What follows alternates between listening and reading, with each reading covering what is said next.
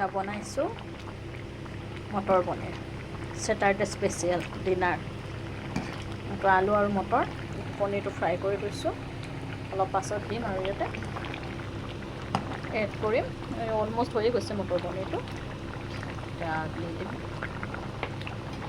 Motor পনীৰৰ চব্জিটো কাৰ কাৰ favourite জনাবচোন। চাওক মই পনীৰটো ইয়াতে এড কৰি দিলোঁ এতিয়া, মানে মটৰ আৰু আলুটো গ্ৰেভিটো এক্সট্ৰাকৈ বনাইছিলোঁ, পনীৰটো মানে ইয়াত ফ্ৰাই কৰিলোঁ। এতিয়া ইয়াতে দেখাইছিলোঁ আপোনালোকক, ইয়াতে এড কৰি দিলোঁ। এতিয়া খুব কমেও দেখিবলৈ ইমান ধুনীয়া হৈছে ন চব্জিখন। অলপ পাছত মানে অলপমান আৰু অলপ গ্ৰেভিটো ডাঠ হওক, তাৰপিছত নমাই কিনে থৈ দিম। আশা কৰোঁ সকলোৰে ভালে।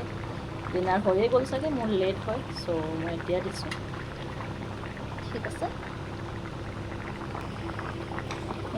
অলমষ্ট ৰেডি হৈ গ'ল, ৰেডি মোৰ মটৰ পনীৰ চব্জি। এতিয়া আকৌ লাচা পৰঠা গৰম কৰিব লাগিব।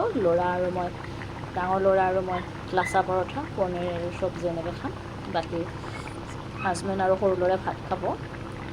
এয়া হৈ গ'ল মোৰ ডিনাৰ ৰেডি। আজিলৈ ইমানে, বাই বাই।